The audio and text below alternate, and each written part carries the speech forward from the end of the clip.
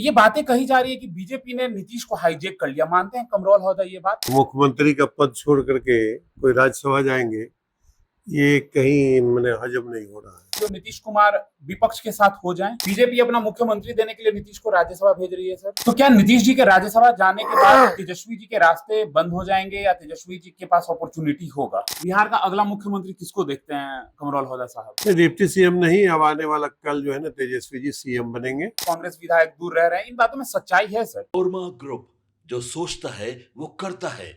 आपके अपने सपनों का आशियाना। नमस्कार, मैं दीपक, भारत लाइव देख रहे हैं आप। देखिए, बिहार में एक चुनाव समाप्त हुआ और दूसरे चुनाव की चर्चाएं राजनीतिक गलियारों में तेज हो गई है। और चुनाव की चर्चा हो भी क्यों नहीं, क्योंकि पहली बार मुख्यमंत्री ने यानी कि नीतीश कुमार ने राज्यसभा को लेकर नामांकन किया है। और देखिए, एक तरफ तेजस्वी यादव मीटिंग कर रहे हैं तो दूसरी तरफ सत्ता पक्ष लगातार मीटिंग का जो दौर है वो जारी है। हमारे साथ खास बातचीत करने के लिए किशनगंज के विधायक कमरोल होदा साहब है। बहुत स्वागत है आपका। बहुत बहुत शुक्रिया आपका। ये बातें कही जा रही है कि बीजेपी ने नीतीश को हाईजैक कर लिया। मानते हैं कमरोल होदा ये बात? देखिए, नीतीश कुमार जी को भी राज्यसभा भेज रहे हैं वो लोग। सवाल है कि हाईजैक वाली बात तो सच्चाई है, इसलिए कि मुख्यमंत्री का पद छोड़ करके कोई राज्यसभा जाएंगे, ये कहीं मैंने हजम नहीं हो रहा है। मतलब आपके मन में भी यही सवाल चल रहा है कि सांसद विधायक का मन मुख्यमंत्री बनने का होता है, लेकिन यहाँ मुख्यमंत्री का मन है राज्यसभा का सांसद बनना? जी जी, बिल्कुल सच्चाई है कि हाईजैक करके उसको भेजा जा रहा है। ये बिल्कुल सच्चाई है और देखा भी जा रहा है। एक आदमी मुख्यमंत्री का पद छोड़ करके क्यों जाएंगे राज्यसभा? अब राज्यसभा जाने के लिए नामांकन कर दिए हैं और दूसरी तरफ क्षेत्र का दौरा भी कर रहे हैं। अब ये तो भाई समझ से परे वाली बात है। मतलब अभी कुछ ऑप्शन ऐसा दिखाई दे रहा है जो नीतीश कुमार विपक्ष के साथ हो जाए? कुछ भी हो सकता है राजनीतिक में, कुछ भी हो सकता है राजनीतिक में। आज है, कल नहीं है। अनिश्चितताओं का खेल है। अनिश्चितताओं का खेल है, कल क्या होगा कहना मुश्किल है। नीतीश को क्या मजबूर किया गया है राज्यसभा जाने के लिए या नीतीश की स्वेच्छा है खुद की? ये तो नीतीश कुमार ही बता सकते हैं। नीतीश जी बेहतर बता सकते हैं कि मजबूरी में जा रहे हैं या फिर स्वेच्छा से जा रहे हैं। ये खुद बताएंगे नीतीश जी। बीजेपी अपना मुख्यमंत्री देने के लिए नीतीश को राज्यसभा भेज रही है सर। हाँ है, ये हर आदमी प्रयास कर रहा है। उसी तरह से बीजेपी भी प्रयास कर रहा है कि राज्य में मेरा मुख्यमंत्री बने। उस प्रयास में वो लगे हुए हैं। और नीतीश कुमार जी एक जो शासन उनका रहा बिहार में, जी। एक अच्छा शासन रहा, अच्छा शासन काल रहा उनका, इसमें कहीं कोई दो राय नहीं है। भले ही सीमांचल को अपेक्षित किया गया शिक्षा के क्षेत्र में हो या फिर स्वास्थ्य के क्षेत्र में हो, लेकिन शासन काल उनका बेहतर रहा। और आने वाला कल क्या होगा, देखिए क्या होता है। तो क्या नीतीश जी के राज्यसभा जाने के बाद तेजस्वी जी के रास्ते बंद हो जाएंगे या तेजस्वी जी के पास अपॉर्चुनिटी होगा? नहीं नहीं, तेजस्वी जी के रास्ते बंद कहाँ होंगे? तेजस्वी का रास्ता खुला हुआ है, अपॉर्चुनिटी है। तेजस्वी जी है और विधायक दल के नेता है, मजबूती के साथ में है। आने वाला कल है तेजस्वी जी का, आने वाला कल का भविष्य है। ये सवाल इसलिए हो रहा है क्योंकि नीतीश कुमार के रहते तेजस्वी जी के पास एक ऑप्शन हुआ करता था कि डिप्टी सीएम बन जाएंगे, लेकिन नीतीश के जाते ही वो ऑप्शन भी समाप्त हो जाएगा। नहीं, डिप्टी सीएम नहीं, अब आने वाला कल जो है ना तेजस्वी जी सीएम बनेंगे। और समय का इंतजार कीजिए, समय आएगा और सीएम बनेंगे। सर, आप लोग से लगातार एक सवाल पूछा जा रहा था, मीटिंग था राज्यसभा को लेकर तेजस्वी जी के पोलो रोड आवास पर, आपकी मौजूदगी नहीं थी। कहाँ थे उस दिन आप? देखिए, ये बेबुनियाद सवाल है। सवाल है कि जो हर आदमी के साथ में अपना अपना एक व्यस्तता है, क्षेत्र है। सवाल है कि क्षेत्र की जनता ने हमें जिता करके भेजा है। क्षेत्र की जो अपेक्षाएं हैं, क्षेत्र की जो जरूरतें हैं, उनको ज़्यादा देखना है हमें। और राज्यसभा का चुनाव तो 16 तारीख को है। उस दिन मीटिंग रखे थे तेजस्वी यादव जी, नेता प्रतिपक्ष से हमारी बात हुई थी।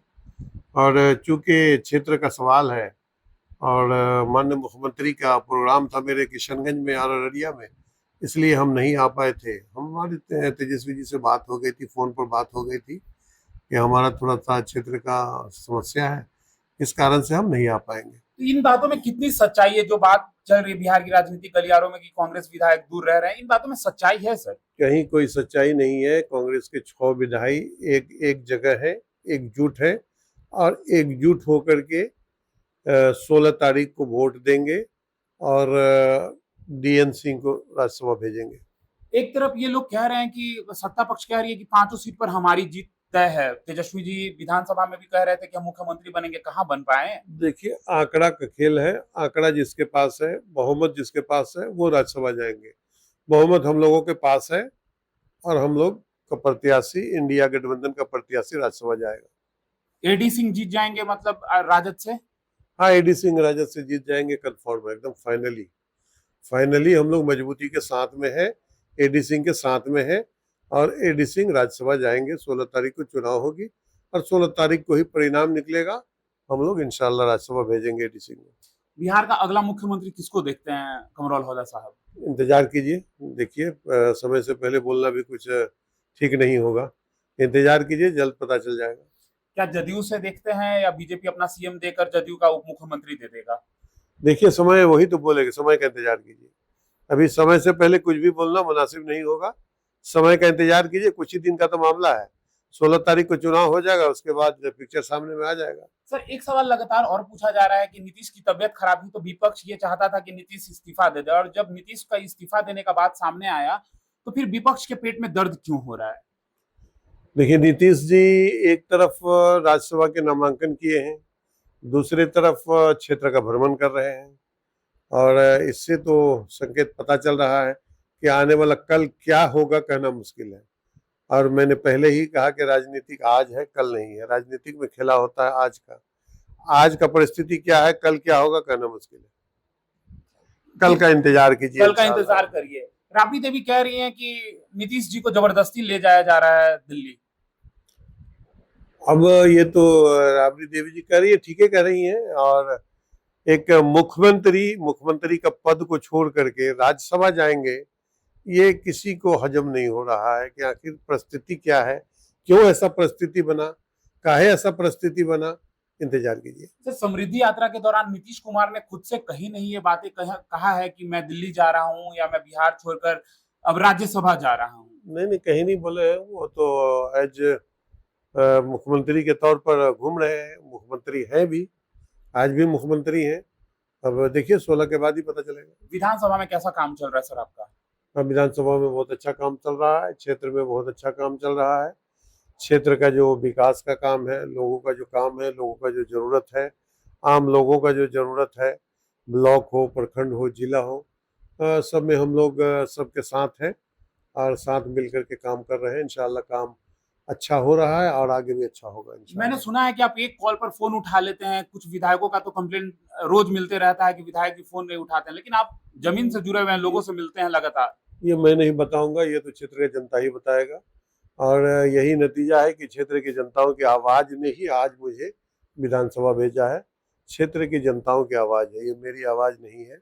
और फोन उठाना मतलब है कि जो जनता जिस अपेक्षा से, जिस उम्मीद से मुझे जिताकर भेजा है, उसके उम्मीदों पर खरा उतरना ही मेरा मकसद है। जनता दरबार लगाते हैं कमरोल होदा। जी हाँ, जी हाँ, जनता दरबार लगता है। लोगों का समस्याएं सुनी जाती है, जमीन से संबंधित मामला हो या फिर ब्लॉक से संबंधित मामला हो, अनुमंडल से संबंधित मामला हो, जिला से संबंधित मामला हो, जिसका जो मामला है जनता दरबार में उसका त्वरित समाधान किया जाता है। तो देखिए हमारे साथ खास बातचीत करने के लिए किशनगंज विधायक कमरोल होदा थे। ये कह रहे हैं कि विपक्ष सब एकजुट है और ये राजनीति है, अनिश्चितताओं का खेल है। कब क्या हो जाए कुछ कहना आसान नहीं, मुश्किल होता है। और देखिए खेल अभी भी बाकी है। 16 तारीख को क्या होगा सब कुछ देखना दिलचस्प होगा। फिलहाल इस खबर में इतना ही। बने रहिए भारत लाइव के साथ। धन्यवाद। हमने सजाया है ई होम्स पैनोरामा को, हमने बनाया है। ई होम्स मेरा एक सपना था जिस पे मैं पिछले 4 साल से काम कर रहा था। हमने जो बनाया है वो सबने है माना। ई होम्स पैनोरामा में हो आपका भी आशियाना। और फाइनली हमने 2021 में इस प्रोजेक्ट को लॉन्च किया। बहुत लोग अप्रिशिएट कर रहे हैं कि पूर्णिया जैसे शहर में, बिहार के, एक तो बिहार की बात करें उसमें भी पूर्णिया जैसे छोटे जगह में इस तरह का लाइफस्टाइल देना, ये सुन के हम लोगों को बहुत अच्छा लगता है। ई होम्स में हमने कुछ और भी किया है, जैसे हम जिस जगह में रह रहे हैं हमारे फैमिली सिक्योर हो, उनको सिक्योरिटी का ध्यान में रखा है। आपकी सुविधा और सुरक्षा आपके लिए खास है, ये आपका विश्वास है। इसमें आर्टिफिशियल इंटेलिजेंस का 7 लेयर सिक्योरिटी का हमने इस्तेमाल किया है। लस ग्रीन कैंपस को बनाया है। यदि हमारा बाउंड्री वाल है तो वो वर्टिकल गार्डन है। ये जितनी भी फैसिलिटी होता है एक इंटरनेशनल टाउनशिप में ई होम्स है, ये हम लोग विश्वास नहीं कर पा रहे हैं। जो भी हमारे मित्र दोस्त या जो भी हमारे बाहर के बाहर आते हैं तो हम लोगों को बहुत अच्छा सुनने को मिलता है और बहुत अच्छा क्रेडिट मिल रहा है। वो सारा हमने सिर्फ एक बिल्डिंग नहीं बनाया, हमें एक बहुत अच्छा लाइफस्टाइल दिया ई होम्स में, और मेरा एक सपना था जिसको मैं आज फुलफिल होते हुए देख पा रहा हूँ। ये आपका आवास है। ई होम्स पैनोरामा में अब आपका निवास है। E homes Panorama, luxurious lifestyle redefined. Panorama group, जो सोचता है वो करता है। अगर ये वीडियो पसंद आई और वह बिहार के राजनीति और बिहारियत से सरोकार रखेनी तो सब्सक्राइब बटन दबा के चैनल के सब्सक्राइब कर ली। ओजे एगो घंटी बा, ओकरा बटन दबा देला से कुल सटीक और मारक खबर रुआ मुफ्त में मिल जाई। अगर रुआ पत्रकारिता के हमनी के नया प्रयोग में सहयोग कर चाहतानी तो ज्वाइन बटन दबा दी। पेटीएम नंबर नोट कर ली 9386816700।